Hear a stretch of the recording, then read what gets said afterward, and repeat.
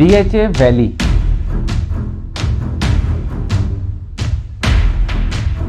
फिर से एक इवेंट,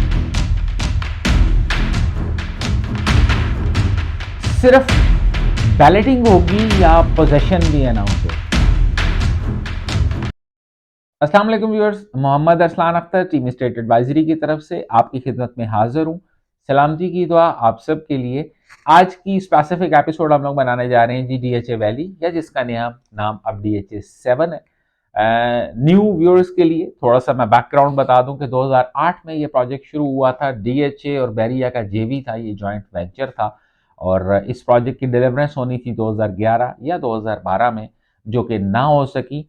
और मोर और लेस इसमें कोई 70,000 इफेक्टिव थे, 70,000 इफेक्टिव थे, जिसमें एक बहुत बड़ा नंबर ओवरसीज क्लाइंट्स का था, ओवरसीज अथॉरिटीज का था। लोगों ने टाइमली अपनी इंस्टॉलमेंट्स भी दी, लोगों ने अपने टाइमली ड्यूज भी क्लियर किए, लेकिन डीएचए और बेरिया की आपस की जो मामलात थे उस वजह से ये प्रोजेक्ट सर खाने की नजर हो गया था। फाइनली इस प्रोजेक्ट पे जो एक्चुअल वर्किंग है वो स्टार्ट हुई 2020-2021 में। और प्राइसेस की बात की जाए तो प्राइसेस में भी मेजर जंप इसका जो देखने में आया वो 2021 और 2022 इस टाइम फ्रेम में देखने में आया। डीएचए में नॉर्मली नहीं बल्कि तमाम लोग इन्वेस्ट सिर्फ इसीलिए करते हैं कि अच्छा ब्रांड है, वेल रनाउंड ब्रांड है, पैसा लगाएंगे तो पैसे के साथ पैसा नहीं बनेगा बल्कि बहुत अच्छा पैसा बनेगा। इसी मकसद से इसी प्रोजेक्ट में भी लोगों ने इन्वेस्ट किया था, जो कि 8-10 साल तो लोगों की उम्मीदों में पूरा ना उतरा। लेकिन फाइनली जब जनरल नवीद सफ्दर ने इस प्रोजेक्ट को टेक ओवर किया तो फिर चीजें जो थी वो पॉजिटिविटी की तरफ चलना स्टार्ट हुई।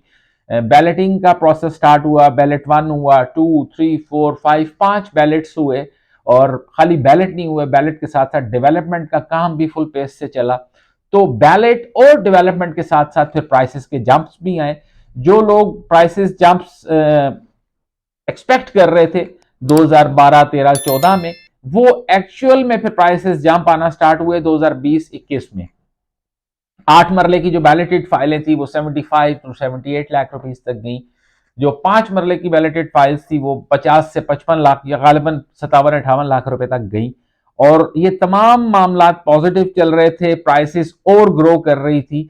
Like wise non balloted files की बात करें तो 8 मरला कमोवेश 44 से 45 लाख की ब्रैकेट को टच किया, और 5 मरला नॉन बैलेटेड की बात करें तो 33 से 35 लाख रुपीस की ब्रैकेट को टच किया। ये तमाम प्राइसेस आज से साल से 1.5 साल पहले की प्राइसेस थी, स्टैग्नेंट प्राइसेस थी, और day by day organically prices ऊपर जा रही थी। फिर ऑल ऑफ अ सडन तमाम मुल्क में जो कारोबारी एक्टिविटीज हैं वो बंद हो गई।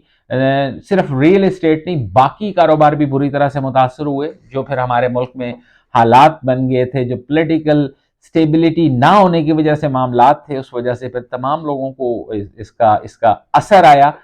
तो अब डीएचए 7 की मैनेजमेंट ने छठा बैलेट अनाउंस की है।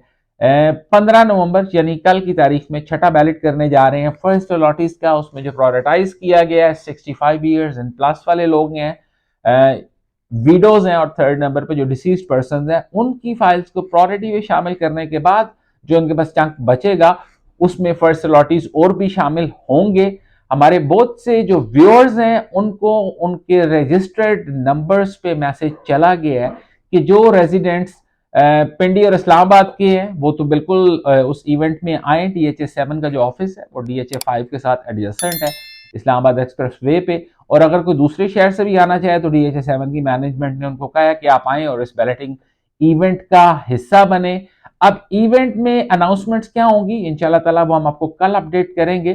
तो अब देखना ये है कि खाली ये छठा बैलेट ही होगा या जनरल साहब कोई इसकी पोजीशन की अनाउंसमेंट भी करेंगे या कुछ और अच्छी गुड न्यूज भी देंगे। तो हमारी वेल विशेस हैं जी डीएचए 7 के अलॉटीज के लिए, उन इन्वेस्टर्स के लिए, या जो लोग वहां पे अपनी रेजिडेंस रखने का प्लान कर रहे हैं, उन प्लॉट की पोजीशन के बाद घर बनाने का प्लान कर रहे हैं, तमाम लोगों के लिए नेक तमन्नाएं हैं। डीएचए 7 का जो रेट है, आज का जो रेट है, उस रेट में आपको पिंडी इस्लामाबाद की लोकल जो प्राइवेट लिविंग है, जो सोसाइटीज नहीं है, वहां पे भी प्लॉट नहीं मिलता है। हाँ, ये अलग बात है, अभी डीएचए 7 की मैनेजमेंट ने अभी तक को फिजिकल पोजेशन वाली अनाउंसमेंट नहीं की है।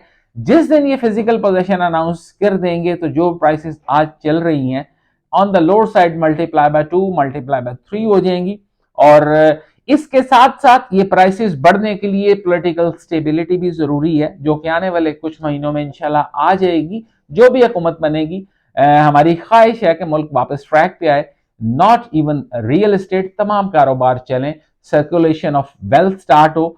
तो बाकी आपकी DHS 7 के बारे में कोई भी क्यूरी है, you can always call team state advisory. अपना ख्याल रखिएगा। अस्सलाम वालेकुम।